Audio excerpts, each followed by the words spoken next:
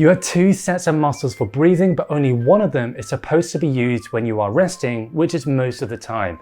However, most of us have actually trained ourselves to use both sets all of the time, and this is going to do three negative things.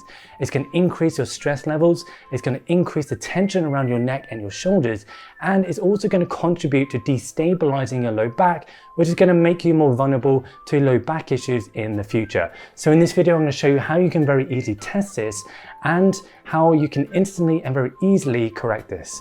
Let's begin.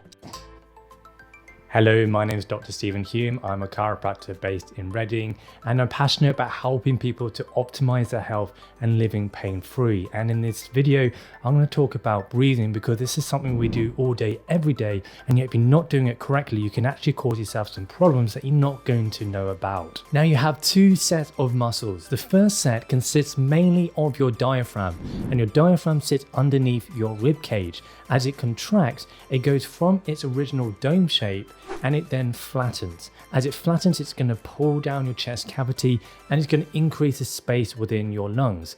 As you increase space, you're going to decrease the pressure.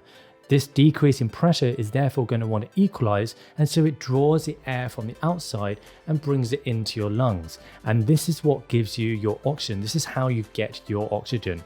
Now, alongside this muscle, you also have your intercostal muscles, and these sit in between your ribs, and these also help in the expansion and the shrinking of your rib cage to change the volume within the lungs to then help bring air in and out. This set of muscles has been designed for you to use when you're resting and essentially going to be working all the time.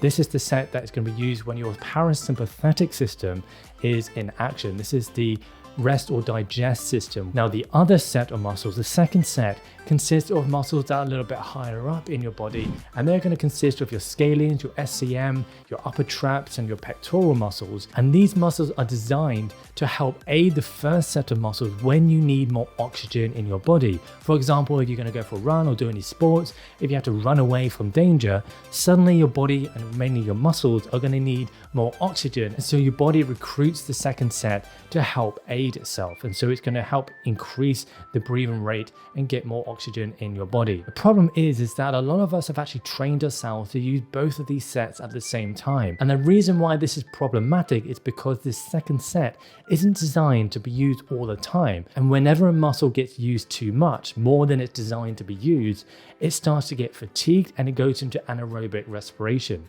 This is going to create lactic acid, which then creates a pain within that muscle. And this is why you can get pain around the shoulders and tension around the shoulders and the neck, just simply from not breathing correctly, or at least it can contribute to this kind of problem.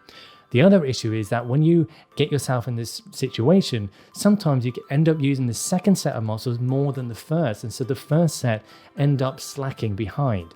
This is a problem because the first set of muscles also do a second job, and that's to contribute to the stability of your spine by increasing the pressure around your spine.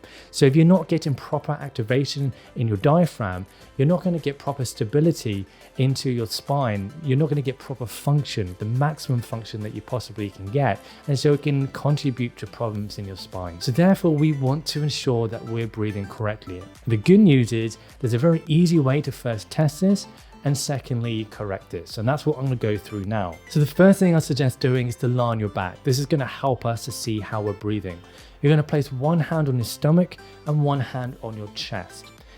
Then just breathe normally and see what happens. See which hands go up and which hands go down and which hands don't move at all.